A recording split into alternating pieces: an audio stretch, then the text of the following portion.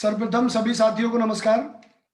मैं दयाल हंस, प्रवक्ता हिंदी, राजकीय वरिष्ठ माध्यमिक विद्यालय होडल, जिला पलवल, हरियाणा से। और हमारा सौभाग्य है कि आज हमारे साथ हैं प्रसिद्ध कवि श्री राजेश जोशी जी, साहित्य अकादमी पुरस्कार से सम्मानित, और एनसीईआरटी द्वारा कक्षा 9वीं के लिए जो पुस्तक क्षितिज भाग 1 रखी गई, उसमें राजेश जी की एक कविता बच्चे काम पर जा रहे हैं संकलित है। राजेश जी से आज हम वार्ता करने जा रहे हैं और यह वार्ता पूरे हरियाणा के विद्यार्थियों के लिए है। हमारे लगभग 500 के करीब साथी प्रवक्ता अपनी अपनी कक्षाओं के बच्चों को इस वार्ता से जोड़ने के प्रयास में हैं। इसके साथ हमारे बीच हैं नीलकंठ कुमार जी, एनसीईआरटी के असिस्टेंट प्रोफेसर हिंदी भाषा से। आज उनका भी एक विशेष संबोधन हमारे इस मंच पर होना है। हिंदी संक्रांति परिवार के राज्य संयोजक डॉक्टर हरपाल ग्रोवर जी हमारे बीच उपस्थित हैं और इसके साथ हमारे जिला संयोजक भी यहाँ उपस्थित हैं। मैं हिंदी संक्रांति परिवार की ओर से आप सभी का हार्दिक स्वागत करता हूँ। राजेश जी, आपका हार्दिक स्वागत है हिंदी संक्रांति परिवार में। नमस्कार। और नीलकंठ जी हमसे जुड़े हुए हैं। नीलकंठ जी, डॉक्टर नीलकंठ कुमार, एनसीईआरटी के असिस्टेंट प्रोफेसर, आपका भी हार्दिक स्वागत करते हैं हिंदी संक्रांति परिवार में। इस सीधा संवाद के बारे में सर्वप्रथम मैं राजेश जी आपको और नीलकंठ जी को बताना चाहूंगा। सीधा संवाद की यह दूसरी कड़ी है सर। इससे पहले सीधा संवाद में सुप्रसिद्ध साहित्यकार मधु कांकरिया जी को हमने जोड़ा था। उनकी एक पाठ यात्रा वृत्तांत कक्षा 10वीं में साना साना हाथ जोड़ नाम से संकलित है और हमारे बच्चों ने जिज्ञासा को प्रश्नों में ढालकर मधु कांकरिया जी के सामने प्रस्तुत किया था। नीलकंठ कुमार जी हमारे बीच जुड़ गए हैं, आपका हार्दिक स्वागत है नीलकंठ जी।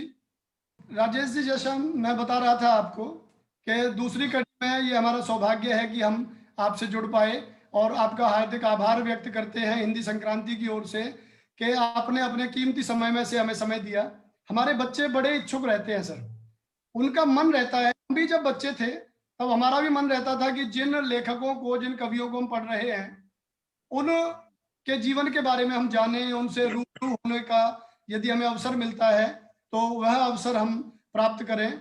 और उसी कहीं ना कहीं जिज्ञासा ने इस मंच के माध्यम से इस सीधा संवाद के कार्यक्रम को शुरू किया।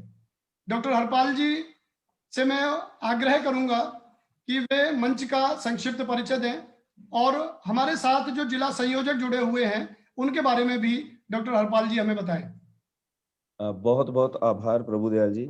और सबसे पहले पारंपरिक रूप से मैं स्वागत करना चाहूंगा राजेश जोशी जी का, जो इस कार्यक्रम के अंदर आज जुड़े हैं, उन्होंने समय दिया है।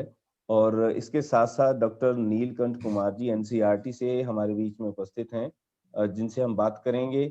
ये हमारा सौभाग्य है सर कि जैसा कि प्रभुदयाल जी ने बताया कि विद्यार्थियों की एक बहुत बड़ी एक जिज्ञासा और एक ये कह सकते हैं आज उनकी उपलब्धि भरा दिन है कि आज वो उस कवि से परिचित होने जा रहे हैं जिनको वो पढ़ते जा रहे हैं। और अध्यापकों के लिए भी ये सौभाग्य की बात है। मैं स्वयं 10-12 साल से ये पढ़ा रहा हूँ और आज ये आपसे हम सीधे जो संवाद के माध्यम से जुड़ पा रहे हैं और आपसे रूबरू हो रहे हैं, इसके लिए हम आपका हार्दिक आभार व्यक्त करते हैं। और जहां तक बात है हिंदी संक्रांति मंच की, इसको हमने सर 20 अक्टूबर 2020 को इसकी शुरुआत की थी, इसकी स्थापना की थी, जिसका पहला और प्रमुख उद्देश्य यही रहा कि पाठ्यक्रम में जो संकलित साहित्यकार हैं, जो आज हमारे मध्य उपस्थित हैं, जिनका आशीर्वाद हम पर बना हुआ है, हम उन्हें विद्यार्थियों से सीधा संवाद के माध्यम से उनसे रूबरू करवाएं। और इसके साथ साथ जो हिंदी शिक्षा शिक्षण सामग्री है, उसके निर्माण में और इसके आधार पर जो प्रतियोगिताएं आयोजित की जा सकती हैं, उन प्रतियोगिताओं का आयोजन किया जाए। इससे शिक्षा गुणवत्ता को बढ़ाने के लिए बहुत सारे अध्यापक साथी हैं जो वीडियोस के माध्यम से, ऑडियो के माध्यम से विद्यार्थियों को इस कोरोना काल के अंदर जो वरदान साबित हुआ है सोशल मीडिया, उसके माध्यम से पढ़ा रहे हैं। तो उन तक ये जो एक ब्रह्मास्त्र है ये पहुंचे।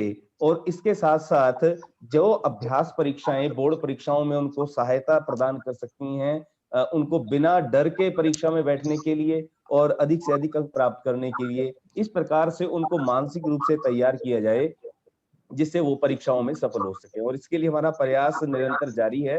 लगभग 250 से लेकर 300 तक के वीडियो जो हैं, YouTube वीडियो हमारे अध्यापक साथियों ने मिलकर बनाए हैं। और जो आज हमारे पास एक बैंक तैयार हो गया है उसका, कि विद्यार्थी डायरेक्ट उसका क्या कर सकते हैं, प्रयोग कर सकते हैं, उपयोग कर सकते हैं। और इसके साथ साथ जो गुणवत्तापूर्ण शिक्षा की बात हरियाणा सरकार और शिक्षा विभाग का एक मोटो है, एक उद्देश्य है, उसमें भी हम अपनी यथासंभव आहुति दे पाए, इसी उद्देश्य के साथ हमने इस हिंदी संक्रांति मंच का जो है आयोजन किया है। उसकी संस्थापना का विचार हमारे हृदय में आया। और ये आप सभी जो साहित्यकार हैं, जो समय निकाल पा रहे हैं और हमारे इस उद्देश्य के अंदर पूरी ऊर्जा, पूरा समय देकर हमें प्रोत्साहित कर रहे हैं, उसके लिए हृदय से हम आपका आभार व्यक्त करते हैं। और आज हमारे साथ जिला संयोजक के रूप में रेणुका जी हैं रोहतक से, वो हमारे बीच में जुड़ी हुई हैं। डॉक्टर रमेश कुमार जी हैं चरखी दादरी से, और डॉक्टर सोनी प्रसाद हैं जो सोनीपत से हमारे मध्य में जुड़ी हुई हैं अपने विद्यार्थियों के साथ। आज इस मंच के माध्यम से हरियाणा के लगभग 450 अध्यापक और उनके विद्यार्थी इस कार्यक्रम को देख पा रहे हैं। ये लिंक उन तक पहुंच चुका है। तो प्रभुदयाल जी, इस कार्यक्रम के लिए आप आगे बढ़ाइए इसको। बहुत बहुत धन्यवाद डॉक्टर हरपाल जी। और हरपाल ग्रोवर जी, एक क्योंकि तकनीक का जमाना है, एक दिक्कतें हमें बनी हुई हैं। नीलकंठ कुमार जी से हम जुड़ नहीं पा रहे हैं अभी। मेरी आवाज आ पा रही है प्रभुदयाल जी? बिल्कुल सर, बिल्कुल आ गई है सर। स्वागत है सर। आ रही है? ठीक है, आपकी आवाज आ रही है। और पुनः हम आपका हार्दिक आभार व्यक्त करते हैं नीलकंठ जी। डॉक्टर नीलकंठ जी, आपका आशीर्वाद हमें मिला, और मैं तो चाहूंगा कि एनसीईआरटी इस तरह के कार्यक्रमों में लगातार अपना आशीर्वाद बनाए रखे। सर्वप्रथम मैं नीलकंठ कुमार जी से आग्रह करूंगा कि किसी कवि की, किसी लेखक की रचना को एनसीईआरटी अपनी पुस्तकों में स्थान देने के लिए उसमें क्या योग्यता देखती है। मैं चाहूंगा कि एक विशेष संबोधन आपका इस विषय पर हो, और जो क्रांति या इस तरह की संस्थाएं हिंदी के विकास के लिए, उसके प्रचार प्रसार के लिए काम कर रही हैं, इन विषयों पर आप अपनी बात रखें। हम निश्चित रूप से लाभान्वित होंगे। हमारे सभी बच्चे, हमारे शिक्षक इस विषय पर आपको जिज्ञासापूर्ण ढंग से सुनने को तैयार हैं। आग्रह करूंगा नीलकंठ कुमार जी हमें संबोधन दें। जिस विषय के लिए आपने मुझे आमंत्रित किया है और कहने के लिए बोल रहे हैं, उस विषय पर मैं कई वर्षों से कार्य करता रहा हूं, और मेरे लिए बहुत एक बेहतरीन अवसर है कि इस विषय पर मैं आप सब लोगों से बात करूं। और जैसा कि आप लोगों ने सूचित किया है कि बहुत सारे शिक्षक, विद्यार्थी और साहित्यकर्मी, संस्कृति कर्मी इस मंच से जुड़े हुए हैं, तो ये एक सार्थक मंच है जिस पर कोई बात की जा सकती है, कही जा सकती है और सुनी जा सकती है। तो आज हम लोग इस विषय पर एक दूसरे से अपने अपने अनुभव को साझा करेंगे। और सबसे पहले तो मैं आपके इस मंच और विशेषकर प्रभुदयाल जी के प्रति आभार, और आभार ही नहीं कहिए, एक प्रसन्नता भी व्यक्त करना चाहूंगा कि इस तरह के मंच के माध्यम से इस कठिन समय में भी आप लोग साहित्य को जिंदा किए हुए हैं। और एक ऐसा समय जब हमारे कवि, साहित्यकर्मी, इनके लिए बहुत कठिन और मुश्किल भरा समय होता जा रहा है। अभी आपने देखा मंगलेश जी की खबर हुई भाई, और कई दिनों तक मैं सोचता रहा, क्योंकि चंडीगढ़ में उनके साथ में रहा था कुमार विकल्प पर एक आयोजन के दौरान, और उनसे बहुत लंबी बातचीत हुई थी कविता के संदर्भ में, उनके अपने जीवन के संदर्भ में। तो याद आते रहे मंगलेश जी बहुत दिनों तक, और मंगलेश जी नहीं और कई इस तरह की दुखद घटनाएं हो चुकी हैं, हम आप सब जान रहे हैं। ऐसे में जो हमारे कवि हैं राजेश जोशी जी, जैसे कि आज आपने उनको जोड़ा है, सबसे पहले राजेश जोशी जी के समक्ष भोपाल तक मेरा प्रणाम पहुंचे, मेरा प्रणाम स्वीकार करें सर। भाषा के आप जैसे संयमित रूप से बरतने वाले व्यक्ति के सामने कुछ भी बोलना बहुत कठिन है। आप भाषा के प्रति जिस तरह से संवेदनशील हैं, और भाषा ही नहीं, समाज के प्रति, मनुष्यता के प्रति जो आपकी संवेदनशीलता है और प्रतिबद्धता है वो अद्भुत है। मैं उसको सलाम करता हूं, मेरा प्रणाम आप तक पहुंचे। तो साथ ही मंगलेश जी की कविता संगतकार हमारे यहाँ लगी हुई थी क्या लगी हुई है 10वीं कक्षा में, और हम लोग उसी बहाने आज मंगलेश जी के प्रति श्रद्धांजलि भी व्यक्त करते हैं और उनको याद भी करते हैं। उनको याद करते हुए, उनके प्रति श्रद्धांजलि व्यक्त करते हुए मैं अपनी बात आप सबके समक्ष रख रहा हूँ। प्रभुदयाल जी, मेरी आवाज आप लोगों तक आ रही है? बिल्कुल, आपकी आवाज स्पष्ट रूप से हमारे तक पहुंच रही है। जी जी जी। तो पाठ्य पुस्तकों में जो हमारे कवि और साहित्यकार लगाए जाते हैं, उनके संदर्भ में सबसे पहली बात तो मैं ये कहना चाहूंगा कि कोई भी साहित्यकार, कवि, नाटककार पाठ्य पुस्तकों के लिए नहीं लिखता। लिखने के और बहुत सारे कारण हैं जिनके कारण कविताएं लिखी जाती हैं, कहानियां लिखी जाती हैं और साहित्य सृजन किया जाता है। पाठ्य पुस्तक कहीं से उनके ध्यान में नहीं होता, और पाठ्य पुस्तकों के लिए ही जो कविताएं और रचनाएं लिखी जाती हैं उनका हश्र आप लोग देखते हैं और जानते हैं। तो जैसे ही हम किसी कवि की कविता को पाठ्य पुस्तकों में लेते हैं तो कविता और कवि के साथ जो एक न्याय होना चाहिए, जो एक ट्रीटमेंट की जो बात हम करते हैं, उसमें बहुत संतुलन के साथ बहुत संभल कर आगे बढ़ना चाहिए। और वो भी विद्यार्थियों और स्कूली विद्यार्थी, जो विद्यालय में पढ़ने वाले बच्चे हैं, किशोर बच्चे हैं और छोटे बच्चे हैं, उनके लिए कोई भी रचना लेना एक बहुत संवेदनशील कार्य है, महत्वपूर्ण भी है। मैं ये नहीं कह रहा हूँ कि महत्वपूर्ण है, यह बहुत महत्वपूर्ण है। लेकिन दुर्भाग्य से आप कहें कि बच्चों को ध्यान में रखकर और बच्चों के लिए लिखी जाने वाली रचनाएं हिंदी भाषा और साहित्य में, खास करके भारतीय भाषाओं में भी लगभग वही स्थिति है, कम है। जैसे कई अन्य भाषाओं में किशोरों के लिए श्रीमत चलता है, आपने देखा होगा अंग्रेजी में पर्टिकुलर एज ग्रुप के लिए, इस खास आयु वर्ग के लिए कुछ किताबें होती हैं जो बच्चे लगातार उसको एक सीरीज में पढ़ते चले जाते हैं। वैसा चलन हमारे यहाँ नहीं रहा है। तो ऐसे में किसी कविता का उसका चयन करना बहुत मुश्किल कार्य होता है और उसमें बहुत संतुलित और संवेदनशील लोगों की जरूरत होती है। एक मोटे तौर पर हम लोगों ने एनसीईआरटी की तरफ से गाइडलाइन बना रखा है कि किसी कविता को, किसी कहानी को या कोई भी रचना को हम लेंगे तो किन चीजों को मुख्य रूप से ध्यान में रखेंगे, और कहीं ना कहीं से वो चीजें हमें संवैधानिक मूल्यों की तरफ ले जाती है। कहने का मतलब ये कि संवैधानिक मूल्यों को ध्यान में रखते हुए, सामाजिक संतुलन को ध्यान में रखते हुए, लोकतांत्रिक मूल्यों को ध्यान में रखते हुए, और जो हमारी राष्ट्रीय पाठ्यचर्या की रूपरेखा हमें दिशा देती है, उन सारी चीजों को ध्यान में रखते हुए हम पाठ्य पुस्तकों का निर्माण करते हैं। और साहित्य में चयन करते हुए भी हम लोग इन चीजों का ध्यान रखते हैं। जैसे कि सबसे पहला होता है कि कोई भी सामग्री हो तो वो संवैधानिक मूल्यों के दायरे में हो, ये कोशिश अवश्य की जाती है। हालांकि साहित्य का दायरा बहुत बड़ा होता है, वो संवैधानिक दायरे को कई बार क्रॉस करता है। तो संविधान में जो बहुत सारी बातें नहीं कही गई हैं, जो कही जानी चाहिए थी, वो बातें भी साहित्य में आ जाती हैं।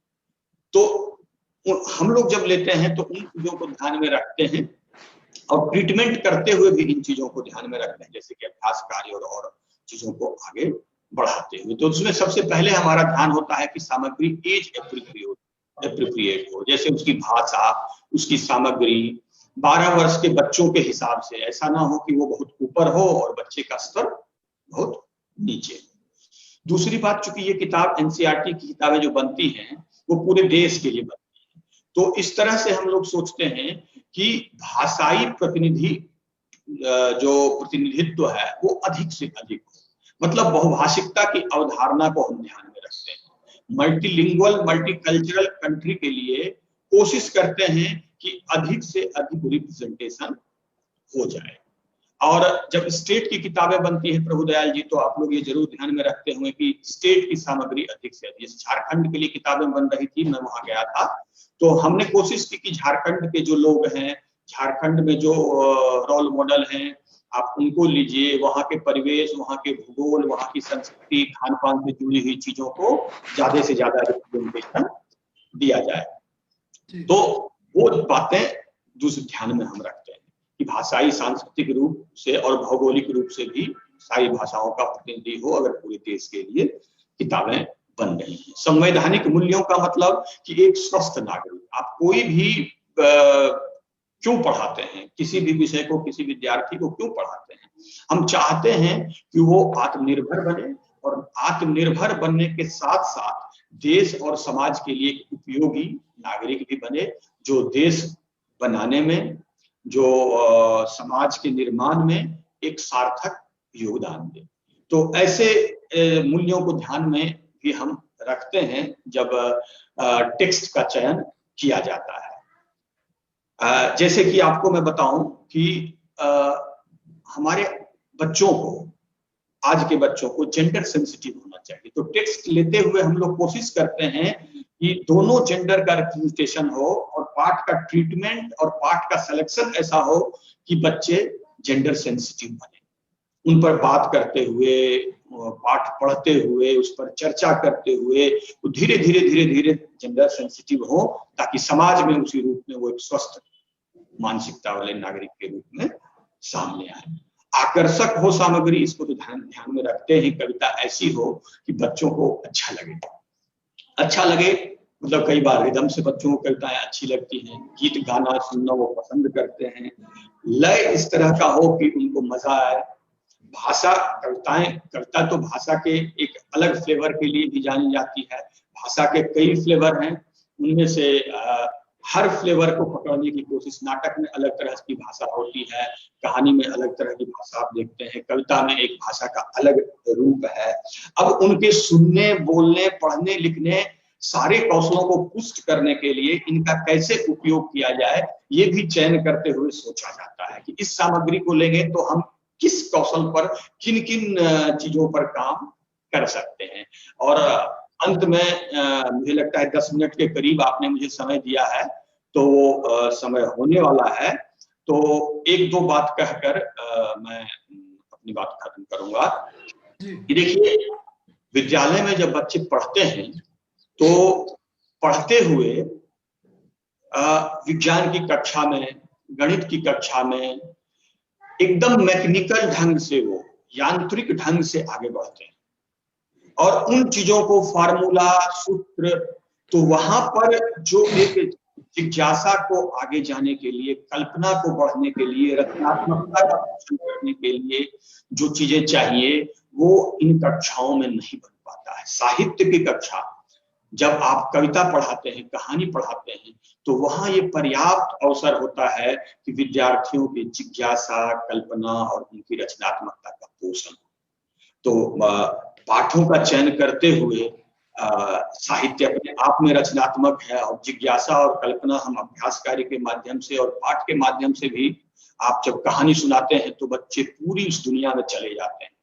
कविता पढ़ते हुए बच्चे भी उस दुनिया में प्रविष्ट हो जाते हैं।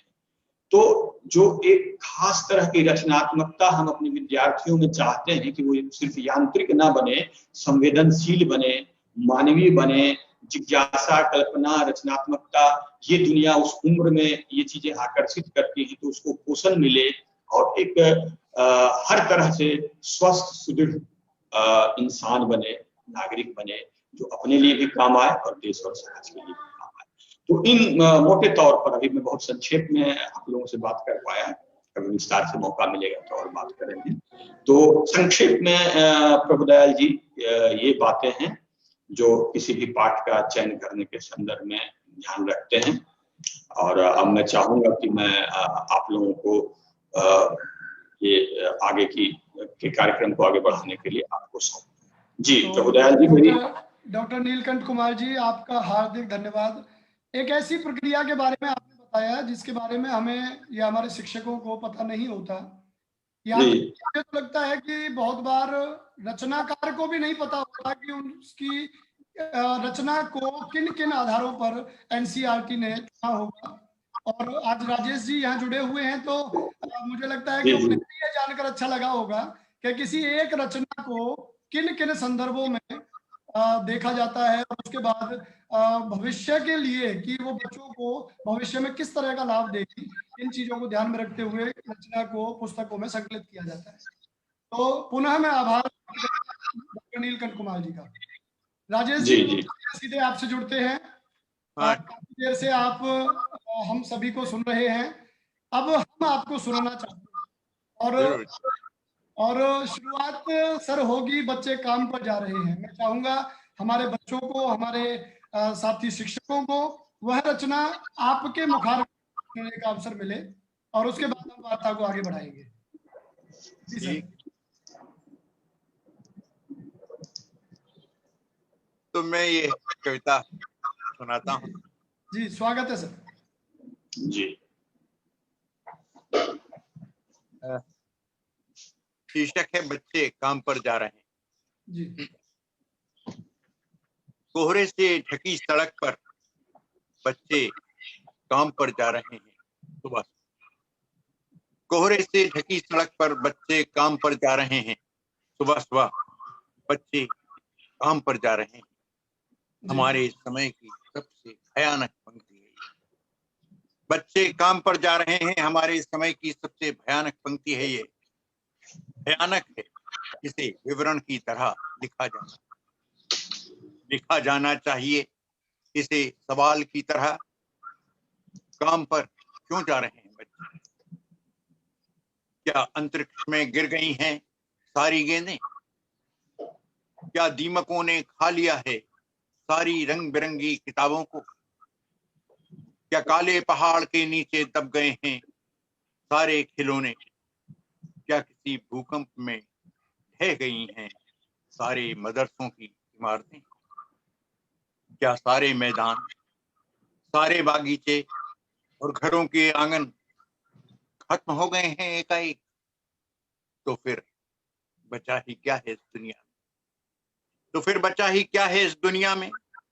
कितना भयानक होता अगर ऐसा होता। कितना भयानक होता अगर ऐसा होता। भयानक है, लेकिन इससे भी ज्यादा ये कहें सारी चीजें हस्बे मामूल। कहें सारी चीजें हस्बे मामूल, पर दुनिया की हजारों सड़कों से गुजरते हुए बच्चे, बहुत छोटे छोटे बच्चे काम पर जाते हैं। वाह जी, तो बहुत डॉक्टर साहब बहुत अच्छा, बहुत अच्छा था। राजेश जी, आपने दिल के तारों को झंकृत कर दिया इस रचना से।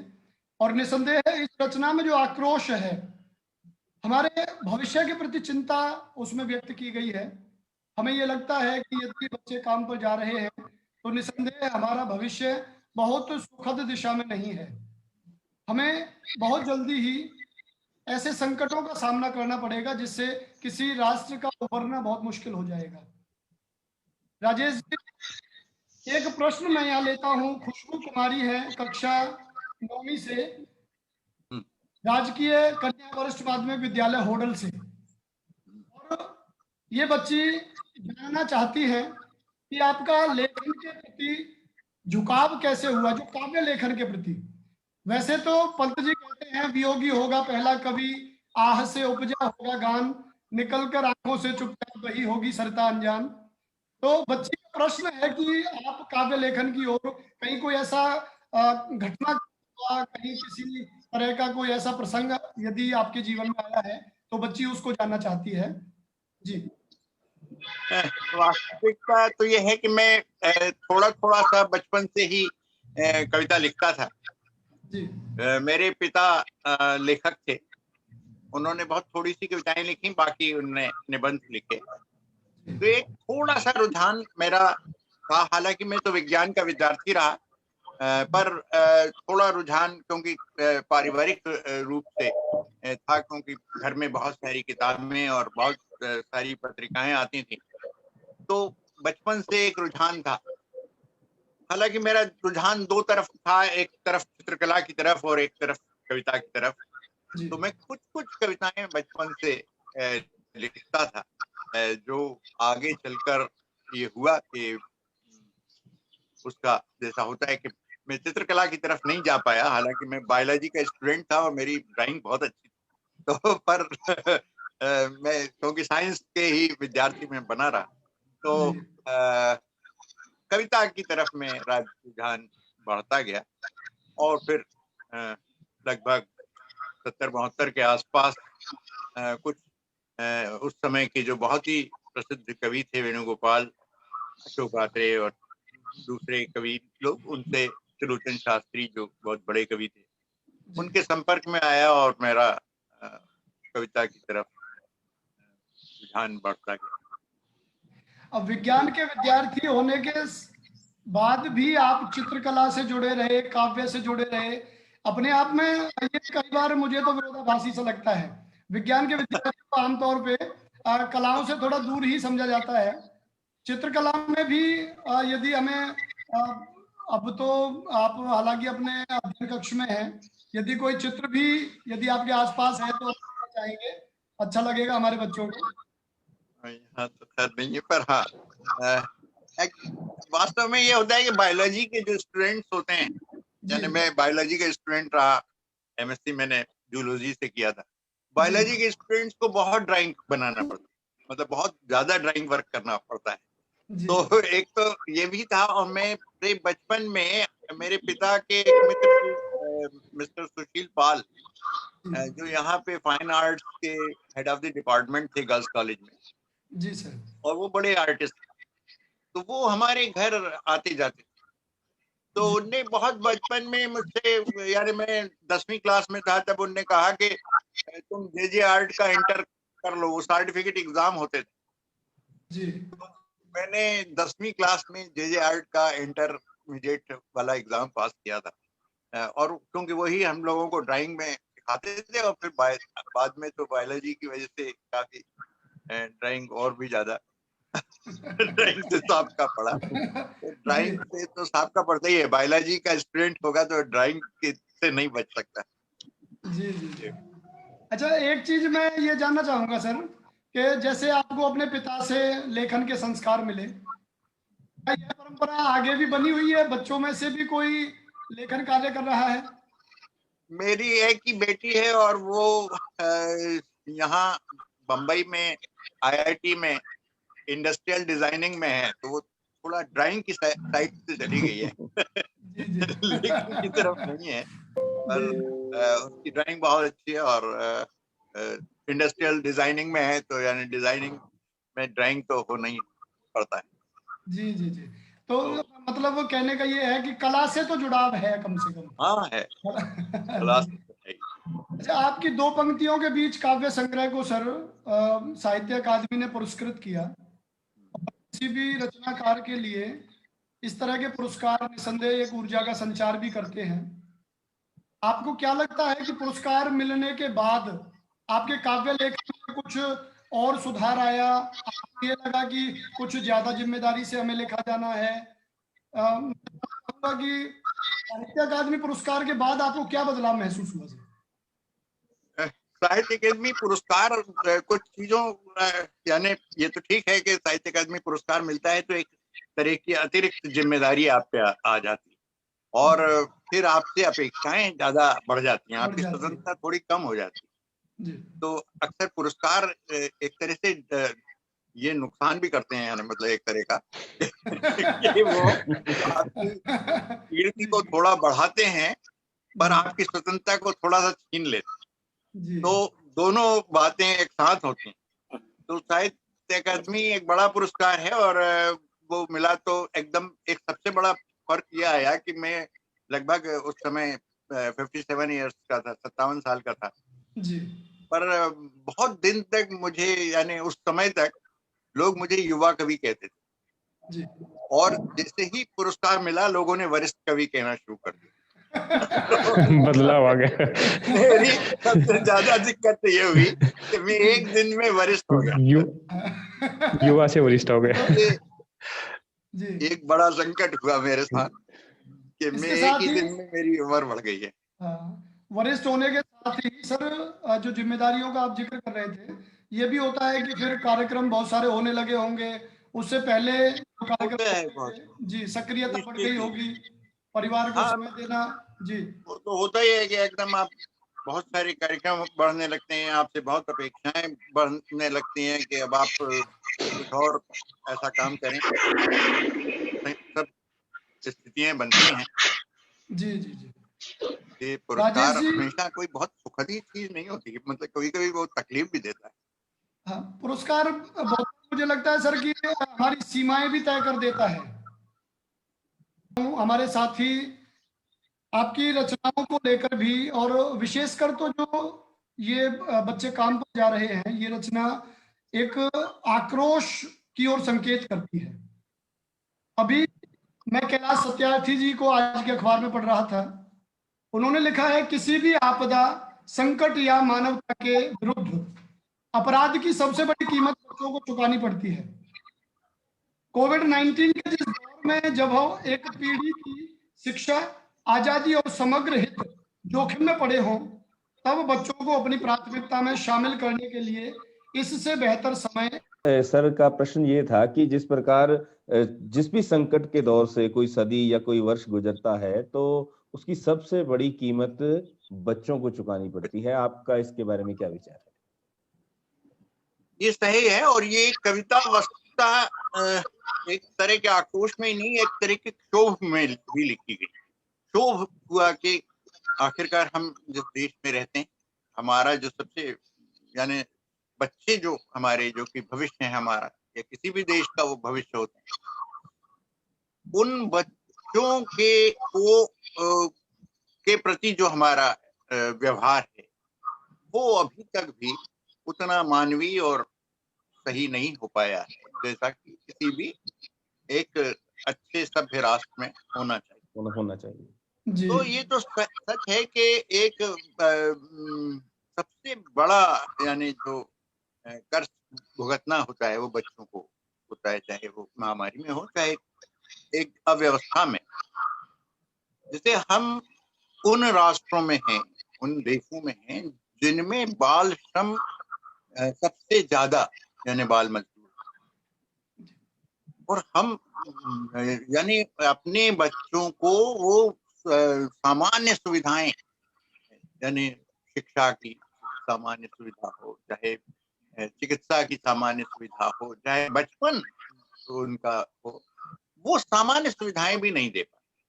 जी तो एक ऐसे समय में जब एक ऐसे, यानी इतने बड़े राष्ट्र में, जब जहाँ बहुत सारी चीजें हो रही हो, जहाँ बहुत सारी चीजों पे खर्च हो रहा, वहां हम बच्चों पर उतना ध्यान नहीं दे पा रहे। बहुत पहले ही बाल श्रम कानून बना था, जी पर आज भी हम पाते हैं कि हम दुर्भाग्य से उन देशों में हैं जो जिनमें सबसे ज्यादा बाल श्रम है। ये एक, यानी हम नहीं रोक पाए उसे। तो कहीं ना कहीं मैं सिर्फ ये नहीं मानता कि सिर्फ कानून से सारी चीजें संभव हो नहीं जी हो, कानून से सारी चीजें संभव नहीं होती हैं, हालांकि बहुत कुछ संभव होना चाहिए अगर आप में एक पॉलिटिकल विल है तो पर समाज को ऐसा बनना चाहिए कहीं ना कहीं कि वो इस बाल श्रम को भी रोक सके और बच्चों के प्रति किए जाने वाले अपराध को भी कहीं ना कहीं रोक सके। जी।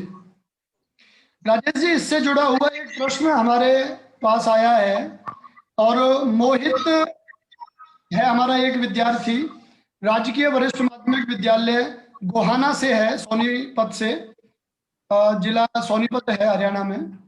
और एक प्रश्न है कि बाल श्रम पर कानून होने के बावजूद, अभी जो आपने बात की है बहुत पुराना है, उसके बावजूद बच्चे काम पर जा रहे हैं। सबसे इसका दुखद पहलू जो है कि उनको काम मिल रहा है।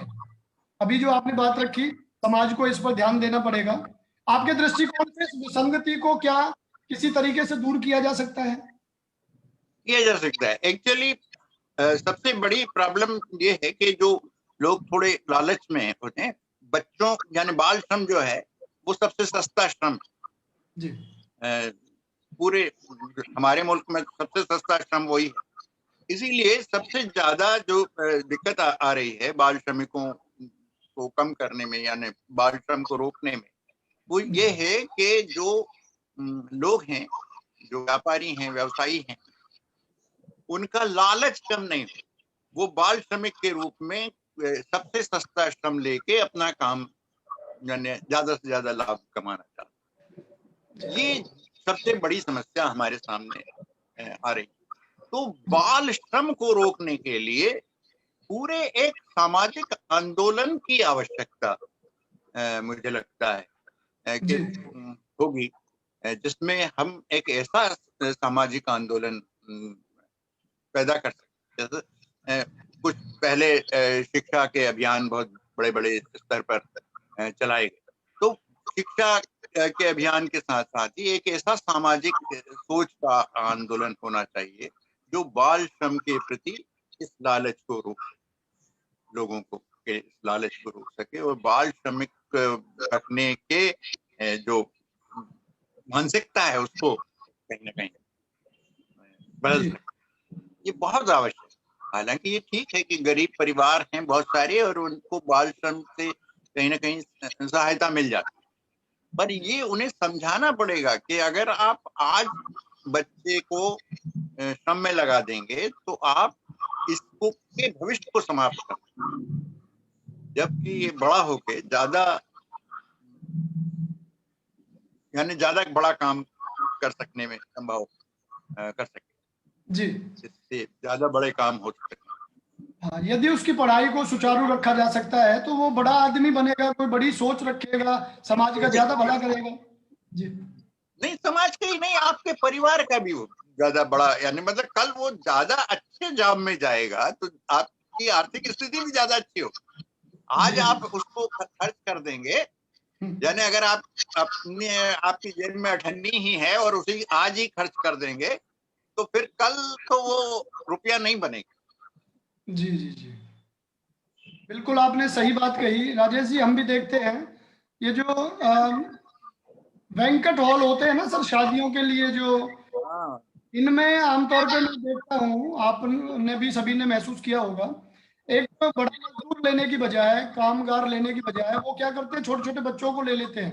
मान लीजिए प्लेटें उठानी है तो एक बड़ा आदमी यदि मजदूरी लेगा तो वो 400-500 रुपए लेगा, छोटे बच्चों को 200 रुपए में, 100 रुपए में, तो भाई 2 घंटे का काम है, 4 घंटे का काम है और आपको 100 रुपए दे देंगे हम, साथ में खाना भी आपको खाना मिल जाएगा उधर। तो इस तरह की चीजें हैं जो बाल श्रम को बढ़ावा दे रही है और समाज के जो ठेकेदार बनते हैं जी, सस्ता श्रम, वो उनको लगता है कि ये सस्ता श्रम है और इससे हम ज्यादा लाभ कमा, सबसे बड़ा संकट ही वही है। इसलिए बाल श्रम को के प्रति हमारे यहाँ एक अच्छी सोच नहीं विकसित हो पा रही, जो समाज में सभ्य सोच विकसित होनी चाहिए कि वो समाज अच्छे समाज नहीं माने जाते जो अपने बच्चों के प्रति क्रूर होते। जी बिल्कुल, समाज को देखने का नजरिया यही होता है कि जो समाज बच्चों के प्रति बहुत अच्छा संवेदनशील होगा वही सबसे ज्यादा मानवीय समाज है। जी जी जी, तो ये मानवीयता पैदा करना अनिवार्य, ये समझ, ये सिविक सेंस यानी जिसे कहते हैं जी, उसे पैदा करना जरूरी। ये तो एक तरह से बाल श्रम को यदि बढ़ावा किसी देश में दिया जा रहा है सर, तो ये भी कहा जा सकता है कि हम अपनी ही जड़ों में मट्ठा डाल रहे हैं, अपनी जड़ों को कर रहे हैं।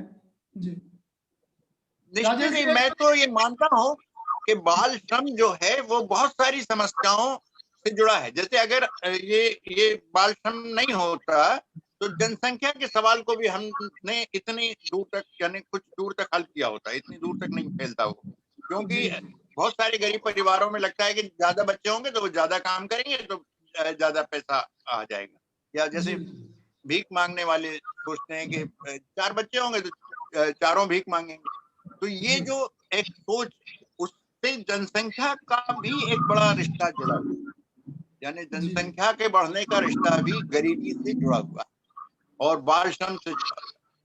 बाल श्रम को अगर हमने कंट्रोल कर लिया होता जी तो जनसंख्या को भी हम कंट्रोल कर पाते, मुझे तो ये भी लगता है। एक दूसरे से जुड़ी हुई चीजें हैं। जी सब जुड़ी हैं एक दूसरे से, निश्चित ही बच्चों से ही जुड़ी हुई सारे समस्याएं। जी राजेश जी, एक बच्चा है हमारे पास इसी विद्यालय से, राहुल, राजकीय वरिष्ठ माध्यमिक विद्यालय गोहाना से ही है, सोनीपत से। और वो प्रश्न तो उसने उठाया है, लेकिन मुझे लगता है ये बहुत सारे बच्चों का प्रश्न है। बच्चे जानना चाहते हैं कि मैं यदि कविताएं लिखना चाहूँ, मेरे मन में भी विचार आते हैं, कल्पनाएं उमंगे भरती हैं, तो मुझे किन किन चीजों का ध्यान रखना चाहिए? ये कहना तो खैर कठिन काम है कि कैसे होता है, लेकिन मैं ये कहना चाहता हूँ कि सबसे ज्यादा जरूरी होता है जब आप सचमुच चाहते हैं कि कविता लिखें, जी तो एक तो ये कि जो जीवन है आसपास आपके, उसे आप ज्यादा से ज्यादा देखें, जी और उस जीवन को ही नहीं, मतलब तमाम चीजों को देखें, प्रकृति को देखें।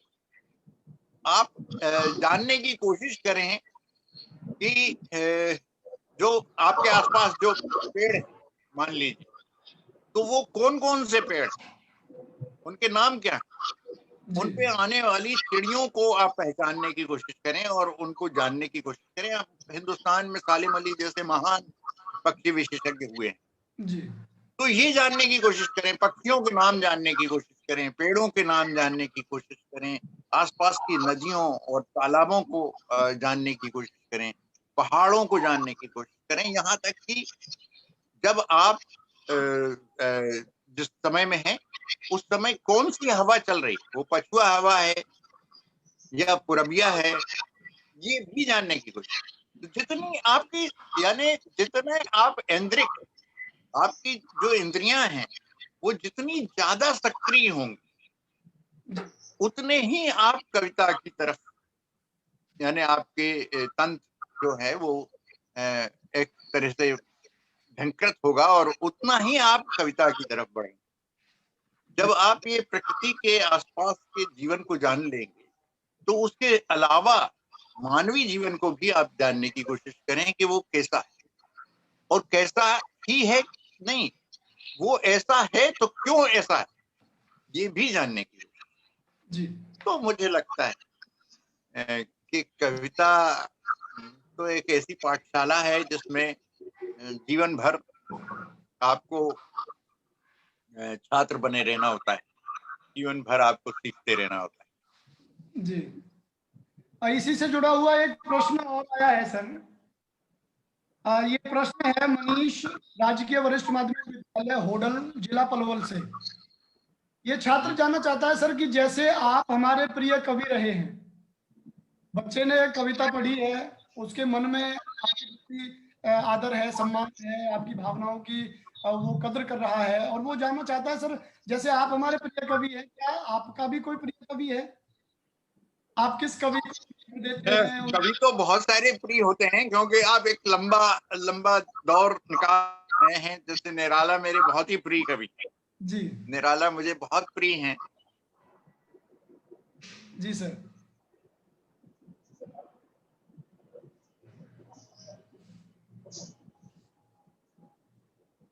तकनीकी दिक्कत राजेश जी, आवाज आ रही है आपको? ये नेटवर्क हाँ, थोड़ी कोई दिक्कत नहीं है सर, ये देता उनकी तरफ से हो जाता है कई बार, क्योंकि मोबाइल का और वाईफाई का थोड़ा सा अंतर रहता है।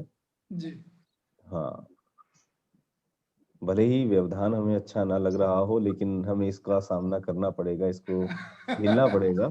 नमस्कार प्रभुदयाल जी। हाँ जी नीलकंठ जी, नमस्कार सर।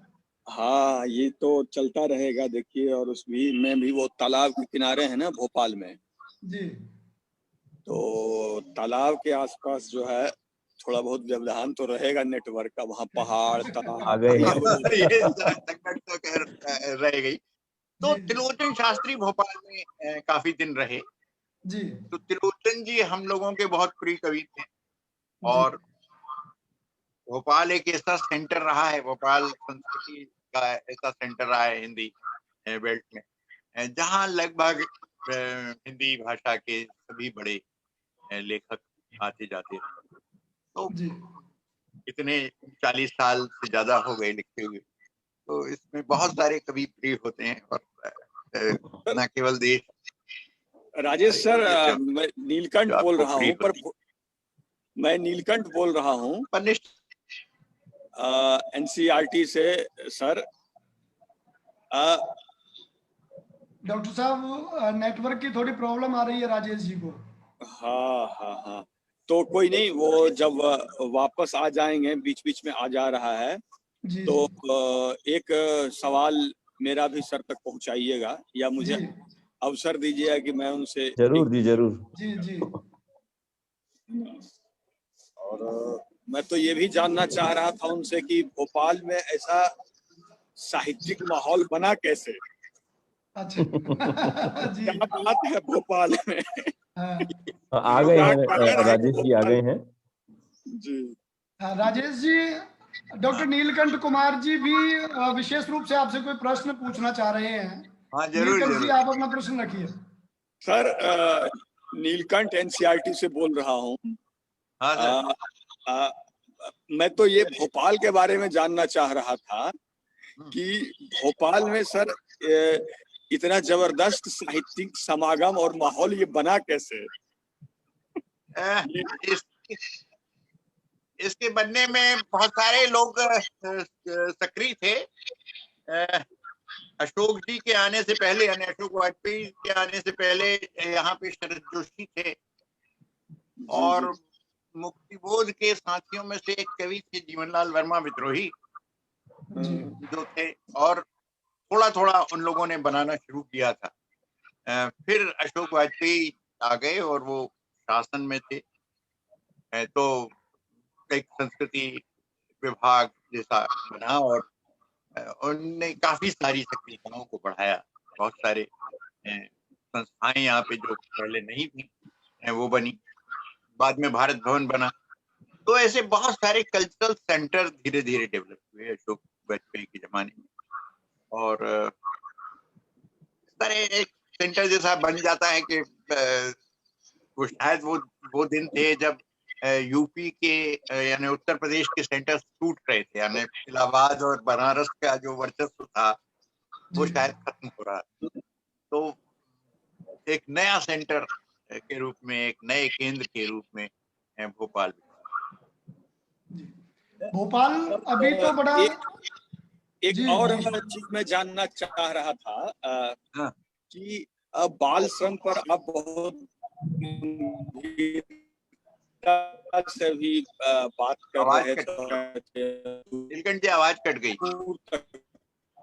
आप वीडियो ऑफ रखिए डॉक्टर साहब, फिर शायद आवाज सही पहुंचेगी। मोबाइल की नेटवर्किंग थोड़ा वीक। हाँ, थोड़ी दिक्कत आती है जी। हाँ, अब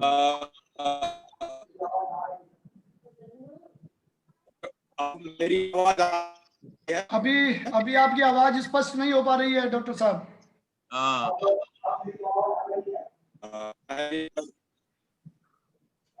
अब मेरी है बीच बीच में डिस्टरबेंस। मुझे लगता है कि अब आवाज आ रही हाँ, होगी। हाँ, अब आ रही है सर जी। जी जी आप रखिए जी सर। जी।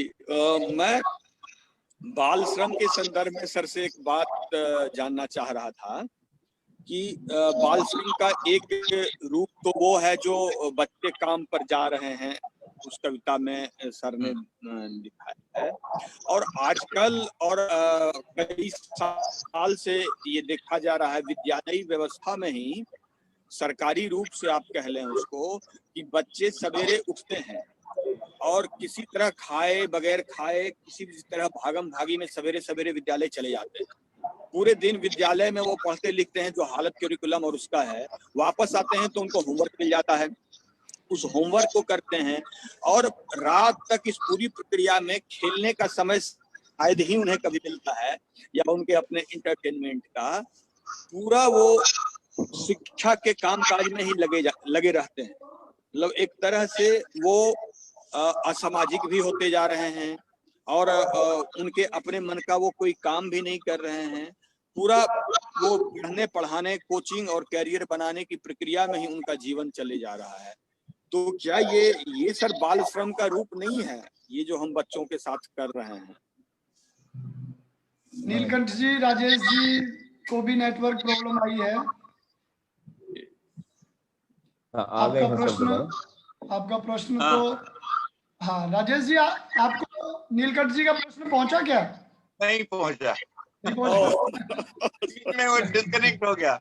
अब मुझे लगता है भोपाल आके ही मिलना होगा सर से। जरूर आइए, भोपाल एक सुंदर शहर है, आप आइए तो अच्छा लगेगा। जी, मैं एक सर सवाल कर रहा था ये हाँ। मेरी कि आजकल जो विद्यालयी व्यवस्था हो गई है, उस विद्यालयी व्यवस्था में हम अपने विद्यार्थियों को सवेरे उठने से लेकर के और रात में सोने तक पढ़ने लिखने, होमवर्क, स्कूल, कोचिंग, कट गया। जी जी, फिर नेटवर्क जा रहा है। तो हाँ सर।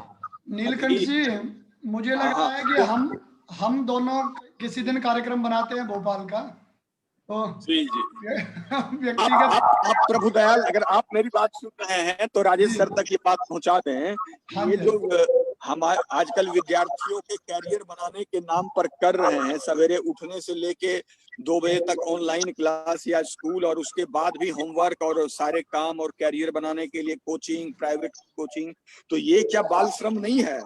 जी जी बिल्कुल, ये आपका प्रश्न जैसे ही जुड़ते हैं ना सर, हाँ, राजेश जी से हम पूछेंगे। तो एक बार मेरी बात पहुंचा दीजिए आप। हाँ जी, बता आप एक बार नीलकंठ जी, आप अपना माइक एक बार ऑफ करें, और राजेश जी आवाज आप तक पहुंच रही है? हाँ, पहुंच रही। जी, एक बड़ी महत्वपूर्ण बात यहाँ डॉक्टर नीलकंठ जी पूछना चाहते हैं सर, कि बच्चों को भविष्य के नाम पर, कि भाई आपका बहुत बेहतर स्वर्णिम भविष्य होगा, और हम तो सुबह जागने से लेकर रात के सोने तक और बंधक बना के रखा हुआ है, अभी ये किताबें हैं, ये कोचिंग है, ये चीजें आपको करनी है। नीलकंठ जी जानना चाहते हैं कि क्या ये भी बाल श्रम का ही एक रूप नहीं है क्या? भले ही उसे बाल श्रम का रूप ना भी माने, पर मुझे लगता है कि इस ढंग का जो सिस्टम है, यानी जो करियर ओरिएंटेड ढंग है, वो हमारे यहाँ के माँ बाप में भी एक अजीब से मानसिकता बनी है कि अगर 97 नहीं आया, 98% नहीं आया तो मतलब कुछ भी नहीं हुआ वाला परसेंटेज का एक हुआ बन गया है। एक बहुत, यानी बच्चों को सृजनात्मक स्पेस को उनने छीन लिया है, जो उनकी कल्पनाशीलता की जो स्पेस थी, जिसमें वो कल्पनाएं करते थे, जिसमें वो क्रिएटिव होते थे, वो छीना जा रहा है। मुझे लगता है कि ये मतलब हमको सोचना कि बच्चों को अगर हम किताबों और जो रेगुलर किस्म की एजुकेशन है उससे थोड़ा सा स्पेस नहीं देंगे अगर, तो वो बहुत ही यानी कल्पनाशील नहीं बन पाए।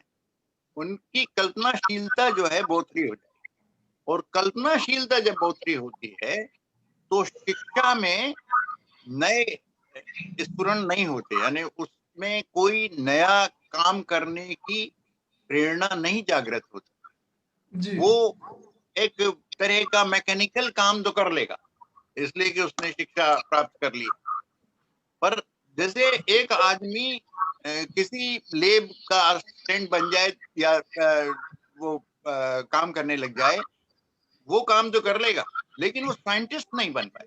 साइंटिस्ट बनने के लिए उसको कल्पनाशीलता की आवश्यकता होगी। तो अगर हम कल्पनाशीलता को कम करेंगे बच्चों की, उसके लिए स्पेस नहीं देंगे, उसके लिए जगह नहीं बनाएंगे, तो वो बच्चों को मैकेनिकल बनाएंगे।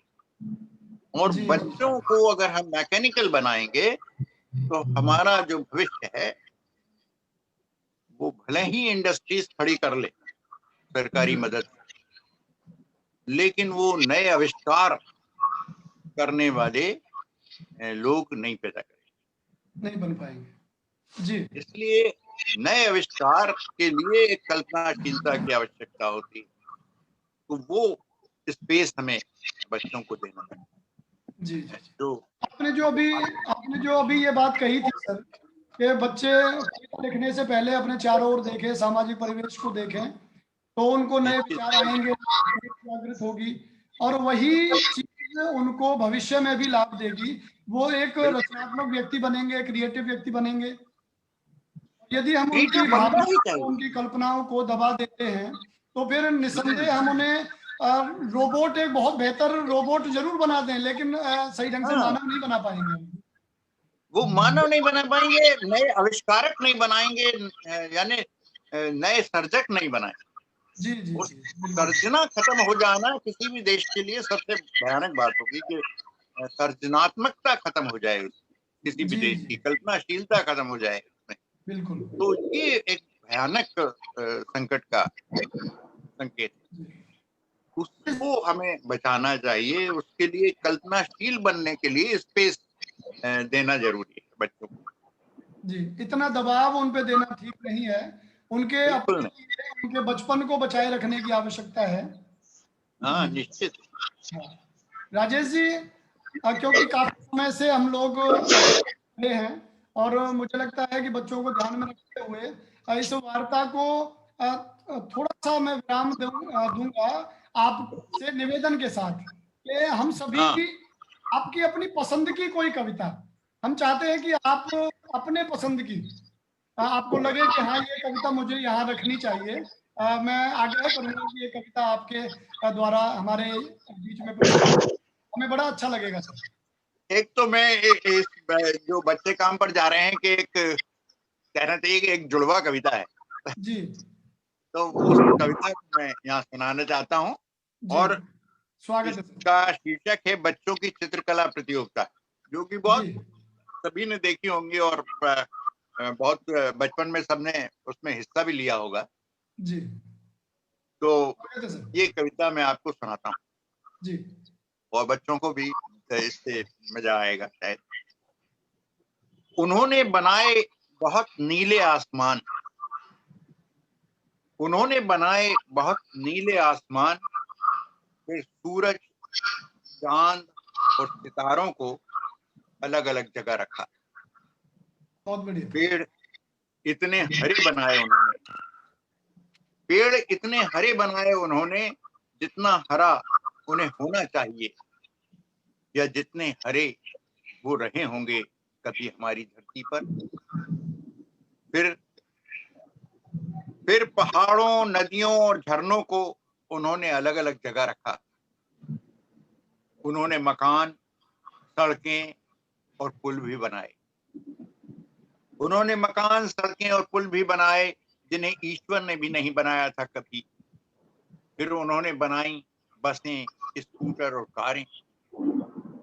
साइकिल चलाते और पैदल चलते लोग भी बनाए उन्होंने।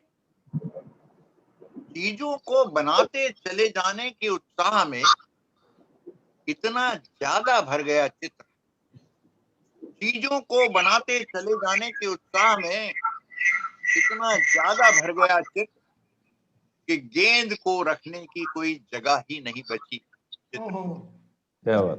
गेंद को रखने की कोई जगह ही नहीं बची चित्र में। तब समझ आया उन्हें कि बड़ों ने कैसी कैसी गलतियां की हैं इस दुनिया को बनाने। क्या बात क्या है। बात। बहुत खूब, बहुत खूब बहुत सर। बहुत बहुत ही सुंदर ये सर। तो निस्संदेह है उसके जुड़वा भागी हम कहेंगे। हाँ, बच्चे ये काम पर जा रहे हैं। एक्चुअली वो उसी के साथ की कविता थी, इसलिए मैंने सोचा कि जी जी, अंग्रेजी में एक पंक्ति हम पढ़ते थे सर, हाँ, God made the country but man made the town. हाँ, ने सही है। देहात बनाए, गांव बनाए और हाँ, मानव ने ये कंक्रीट के जंगल खड़े कर दिए शहरों के नाम पर। सही बात। वो भाव कहीं ना कहीं उस कविता में दिखाई देता है। और हाँ, वो जैसे कैलाश सत्यार्थी जी की मैं बात कर रहा था, उनका भी हाँ, एक ये दर्द है कि बच्चों को जितना बेहतर स्पेस दिया जाना चाहिए था उतना वो नहीं बेहतर दिया जा रहा। आ रहे हैं और हमारे निस्संदेह उसके, समाज में यही। हाँ, उनके बचपन को हम समाप्त किए जा रहे हैं। एक प्रश्न लूंगा बिल्कुल। सर मैं यहाँ, हाँ, बिल्कुल। आपके द्वारा रचित कविताओं और अन्य विधाओं का भारतीय और विदेशी भाषाओं में अनुवाद हुआ है। आप साहित्य के प्रचार प्रसार में अनुवाद का क्या योगदान समझते हैं? ये प्रश्न राजकीय कन्या वरिष्ठ माध्यमिक विद्यालय रतिया से, जिला फतेहाबाद से सर आया है आपके लिए। कि आपके जो अनुवाद जो आपने किए हैं भारतीय भाषाओं में भी हुआ है और विदेशी भाषाओं में भी, तो अनुवाद जो है उसका क्या योगदान है साहित्य में, समाज के लिए क्या योगदान है? ऐसा होता है कि हमारा देश की बहुत सारी भाषाएं, हमारे देश में बहुत सारी भाषाएं बोली जाती हैं जी, और दुनिया में भी बहुत सारी भाषाएं हैं। हम लोगों को भले ये गलतफहमी हो कि अंग्रेजी सारी दुनिया में चल जाती है, पर ऐसा नहीं है। मैं कई जगह देख चुका हूँ, जैसे रूस में ही बहुत लोग अंग्रेजी नहीं समझते थे, तो ऐसी बहुत सारी जगह हैं। जर्मनी में नहीं समझते, फ्रांस में तो अंग्रेजी अगर आप बोलेंगे तो वो आपसे मुंह फेर लेगा, तो वो अगर समझ भी रहा होगा तो वो नहीं समझने का वो करेगा, जी, जवाब नहीं देगा। तो अगर कोई रचना है जिसे दुनिया तक पहुंचना चाहिए, यानी ज्यादा से ज्यादा लोगों तक पहुंचे, हर रचना के लिए ये हर रचनाकार की इच्छा हो सकती है और एक अच्छी रचना को जाना भी चाहिए बहुत लोगों तक, तो अनुवाद से फायदा सिर्फ इतना ही होता है कि जब वो बहुत सारी भाषाओं में अनुदित होती है तो वो बहुत सारे भाषा के लोगों को कहीं ना कहीं उन तक वो पहुंचती है। जरूर होता है कि खासतौर से कविता के अनुवाद में ये बहुत बार होता है कि ठीक अनुवाद होना संभव नहीं होता चीजों का, पर फिर भी अगर वो यानी 90% 80% भी अगर दूसरी भाषा में चली जाती तो उससे एक तरह का उसका उस रचना का ज्यादा लोगों तक पहुंचना संभव होता है, मुझे ऐसा लगता है। तो अनुवाद की एक भूमिका है और अच्छा अनुवाद हो तो और भी ज्यादा। यानी अगर मान लें कि हम गीतांजलि का अनुवाद अगर अंग्रेजी में नहीं हुआ होता तो क्या रविन्द्रनाथ को नोबेल पुरस्कार मिला होता। ये बहुत ऐसी स्थितियां हैं जो ये है कि अनुवाद दूसरों तक चीजों को पहुंचाता है। इसी अनुवाद का ही मुझे लगता है सर कि अनुवाद की मेहरबानी कहिए कि हमारे यहाँ जो क्रांतिकारी रहे हैं उनके अंदर ऊर्जा का संचार अनुवाद ने किया। उनके पास किताबें पहुंचती थी, वो किताबें अनुदित होकर के आती थी या मूल में उन्हें पढ़ते थे, तो एक देश की भावनाएं दूसरे देश तक पहुंचती हैं, एक विचार अनंत तक पहुंचते हैं। और अनुवाद का अपना, हालांकि एक चीज तो मैं कहूंगा सर यहाँ कि अनुवादक को आमतौर पे अभी जो मानसिकता है हमारी दोयम दर्जे का ही माना जाता है, लेकिन कई अनुवाद इतने शानदार हैं। मैं तो पाउलो कोएल्हो जो अल्केमिस्ट के जी रचनाकार हैं, मुझे लगता है कि यदि कमलेश्वर जी उसका अनुवाद नहीं करते तो मैं कभी पाउलो कोएल्हो को पढ़ ही नहीं पाता। निश्चित कमलेश्वर जी ने बहुत अच्छा अनुवाद किया जी, बहुत अच्छा अनुवाद किया है उन्होंने, और अनुवाद में कई पुस्तकें उन्होंने उनकी अच्छी आई हैं। कमलेश्वर जी का अच्छा काम रहा है इस मामले में। हमारे डॉक्टर हरपाल जी भी पंजाबी कविताओं का हिंदी में अनुवाद कर रहे हैं सर, डॉक्टर हरपाल हरपाल जी को मैं जानता हूँ, हरपाल जी को पढ़ा है मैंने जी जी, काफी अच्छा काम कर रहे हैं सर। इसी क्रम में सर एक प्रश्न और मैं आपके बीच रखता हूँ। आपने शुरुआती दिनों में पत्रकारिता भी की है, और पत्रकार और साहित्यकार ये कहीं ना कहीं एक दूसरे से एक जुड़ाव रखते हैं। कन्हैयालाल मिश्र प्रभाकर जी का उदाहरण हमारे बीच है। तो आपको क्या लगता है, एक पत्रकार के रूप में आपके साहित्यकार को पुष्ट होने का अवसर मिला या साहित्यकार के रूप में एक पत्रकार को पुष्ट होने का अवसर मिला? जी, मैंने बहुत कम दिन पत्रकारिता की और उसके अलावा मैं फ्रीलांस किस्म की पत्रकारिता की, जिसमें कॉलम लिखना लोगों यानी मतलब अखबारों के लिए बहुत ऐसे काम करता रहा, जो मैं अभी भी कई बार कर देता हूँ, कुछ साप्ताहिक वगैरह के। तो पत्रकारिता और साहित्य में से दोनों एक दूसरे से जुड़ी हुई चीजें हैं। ये बाद में चल के ऐसा जरूर हो गया कि पत्रकारिता को का कुछ ढर्रा अलग हो गया, वरना अगर शुरू का समय देखें तो बड़े साहित्यकार, चाहे माखनलाल चतुर्वेदी हो, जी चाहे सप्रे जी हो, जी तमाम लोग, इवन निराला जो थे वो पत्रकारिता भी कर रहे थे, और बहुत सारे अखबारों के लिए काम कर रहे थे। तो ऐसे बहुत सारे साहित्यकार रहे हैं, जो बड़े साहित्यकार, जी वो अखबार का काम यानी पत्रकारिता का काम और साहित्य दोनों एक दूसरे से जुड़ा हुआ। जी और अलग अलग तरह की पत्रकारिता, अब यूं देखें तो प्रेमचंद एक साहित्यिक पत्रकारिता जो कर ही रहे थे, हंस निकाल रहे थे, जी हंस तो निकल रही थी। वो भी एक तरह की पत्रकारिता ही है, और जी उसके अलावा भी अखबारों के लिए लिख रहे थे। तो पत्रकारिता एक ऐसा अलग से काम नहीं है, आखिरकार वो जी उस शब्द की वो एक विधा है जिसमें आप थोड़ा सा अलग विषयों पर लिख रहे होते हैं। वो साहित्य से बहुत अलग नहीं है। अब जरूर ऐसा हुआ है कि दोनों डिसिप्लिन के बीच में थोड़ी ज्यादा दूरी दिखाई देती है, जी पर मुझे लगता है कि हमेशा ही पत्रकारिता और साहित्य एक दूसरे के पूरक रहे हैं, एक पूरक दूसरे रहे। को कहीं न कहीं सपोर्ट करते हैं। जी जी पत्रकारिता से आप भाषा को सीखते हैं। रघुवीर सहाय जो कि एक बड़े पत्रकार थे और हिंदी के एक बड़े कवि हुए, जी तो पत्रकारिता की भाषा को कविता में कैसे उपयोग किया जाए, इसका उन्होंने बहुत अच्छे अच्छे प्रयोग किए, और इसके लिए वो जाने गए।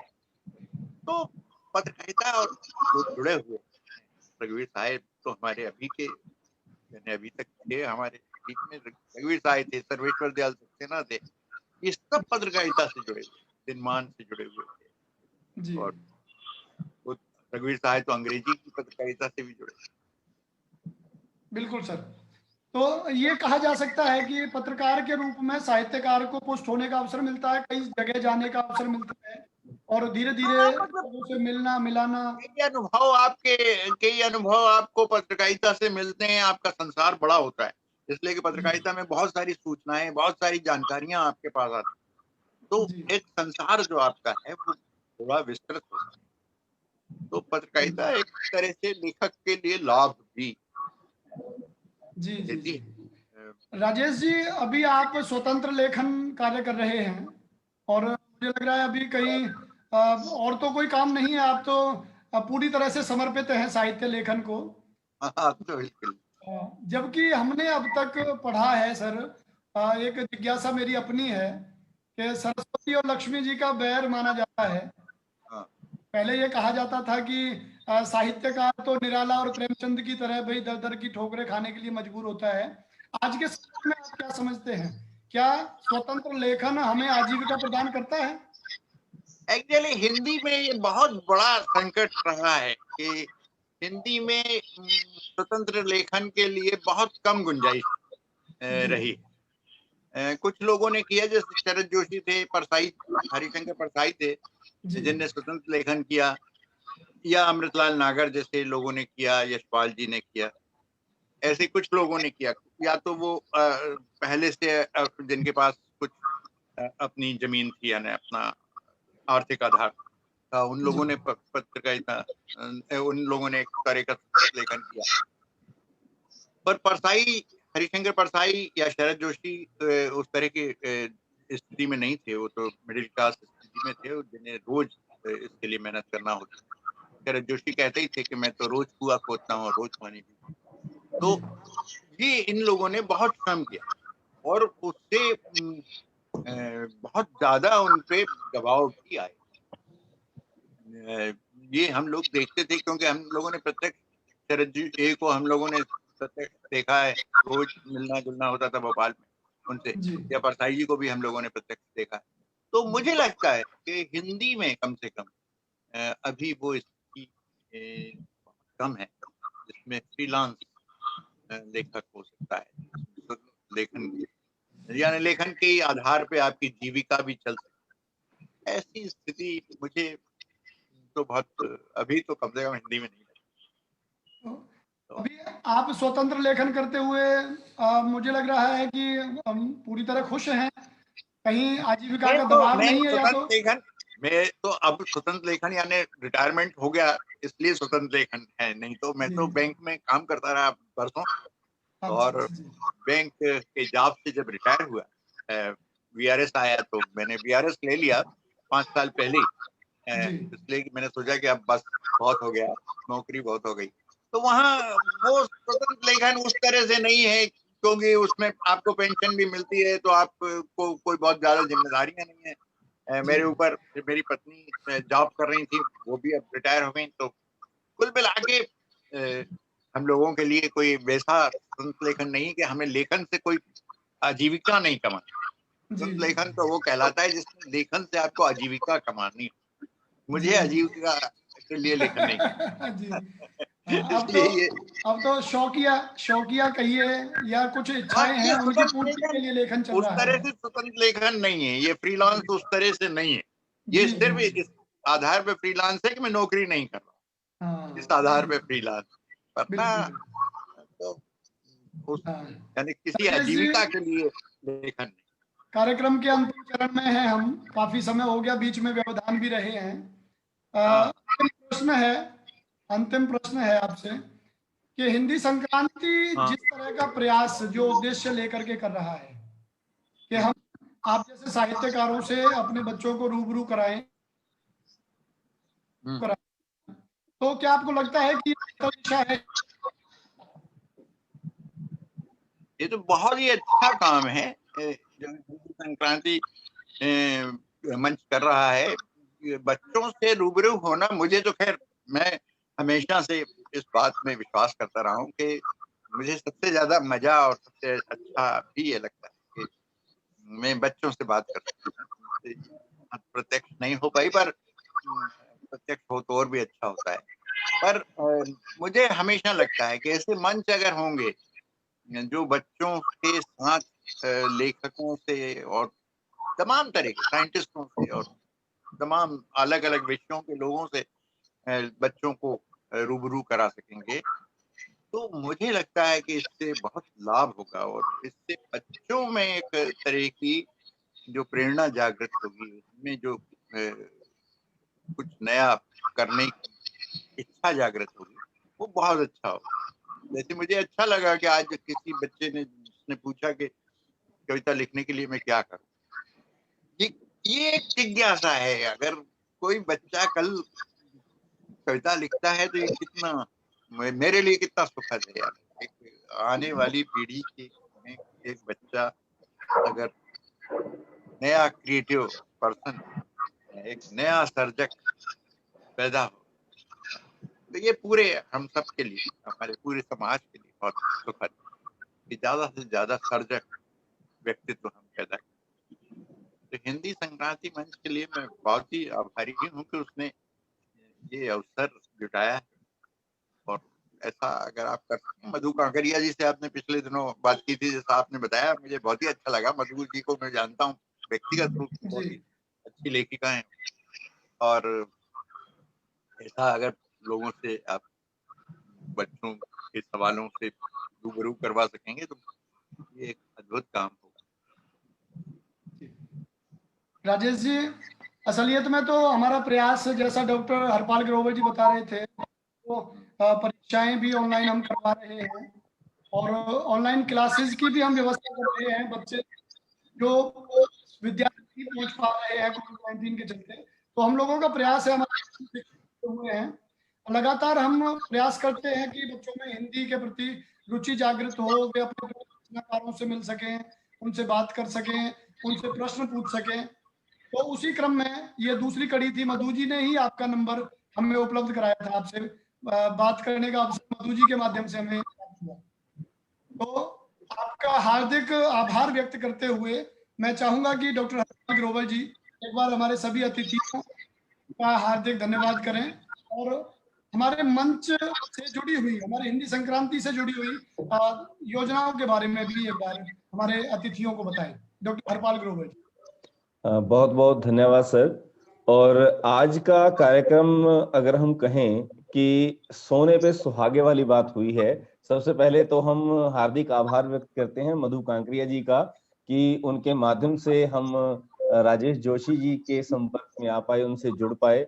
और देखिए आज सबसे ज्यादा जो प्रभावित करने वाली और प्रेरित करने वाली कहूंगा कि बात यह है कि विज्ञान का विद्यार्थी पत्रकारिता से जुड़ता है, संस्कार मिलते हैं पिता से, भोपाल के अंदर उसका परिवेश बनता है।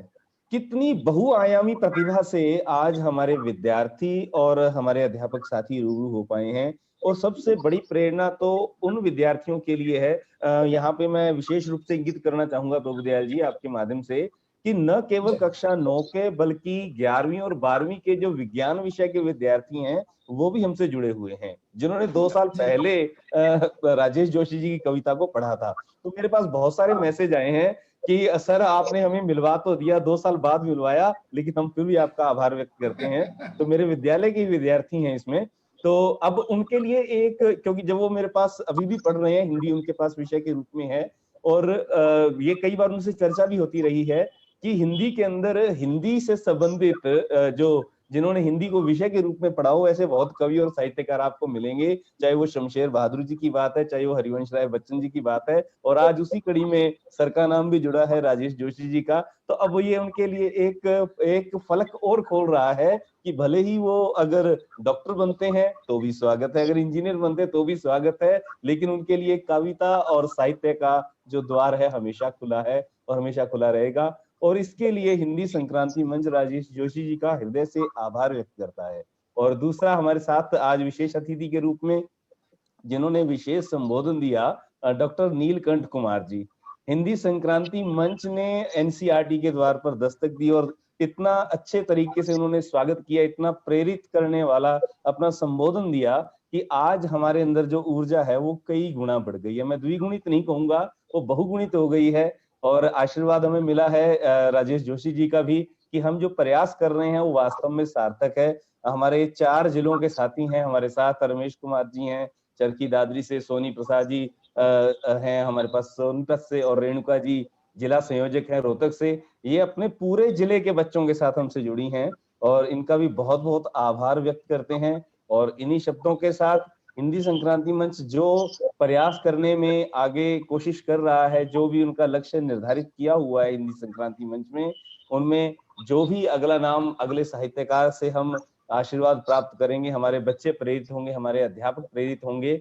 इसके साथ साथ जो परीक्षाएं भविष्य में हम आयोजित कर रहे हैं ताकि वो बोर्ड की परीक्षा की बेहतर तैयारी कर सकें, हमारे अध्यापक साथी प्रेरित हो रहे हैं, वो ऐसी वीडियोस बना रहे हैं। राजेश जोशी जी की कविता बच्चे काम पर जा रहे हैं की वीडियो मैंने खुद तैयार की, जो कि एजुसेट पर भी प्रसारित हुई है और बड़ा अच्छा बच्चों ने इसको देखा। 25 से 30 हजार बच्चे उसको देख चुके हैं। तो अच्छा लगता है कि आज मैं उनसे परिचित हो पाया। तो मैं व्यक्तिगत रूप से, पूरे मंच की ओर से और हमारे पूरे परिवार की ओर से, जिसमें हमारे सभी साथी शामिल हैं, डॉक्टर नीलकंठ कुमार जी का और राजेश जोशी जी का हार्दिक आभार व्यक्त करता हूं। और प्रभुदयाल जी का मैं यहाँ पे विशेष धन्यवाद व्यक्त करता हूं। बड़े अच्छे तरीके से उन्होंने इस कार्यक्रम को संयोजित किया। कहीं कहीं तकनीकी व्यवधान आया तो उसके लिए तो फेसबुक ने हमें इतना मंच दिया है कि जिससे सैकड़ों बच्चे जुड़ रहे हैं, तो इसलिए हम उनको इस बारे में कहते हैं, क्षमा करते हैं कि कोई बात नहीं, अगर तकनीक की बात है तो हम भी बड़े हृदय से आपको स्वीकारते हैं, क्योंकि आपने बड़े हृदय से हमें सैकड़ों और हजारों बच्चों तक पहुंचाया है। बहुत बहुत आभार डॉक्टर नीलकंठ कुमार जी का, राजेश जोशी जी का और प्रभुदयाल जी का। धन्यवाद सर।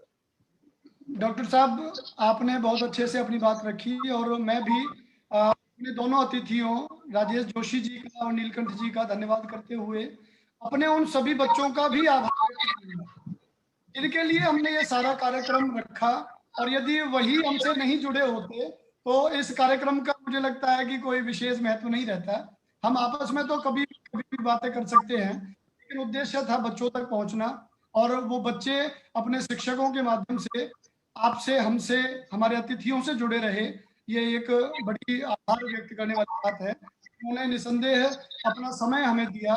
मैं सभी शिक्षकों को, राजेश जोशी जी को, नीलकंठ जी को, डॉक्टर हरपाल जी को, आप सभी जिला संयोजकों को मैं धन्यवाद देता हूं कि आपके माध्यम से हिंदी संक्रांति इसी तरह समृद्धि की ओर और अपने साहित्य की ओर, अपने साहित्यकारों की ओर धीरे धीरे बढ़ रही है। मैं सभी अतिथियों का उन्हें हार्दिक आभार व्यक्त करता हूँ। नमस्ते जी।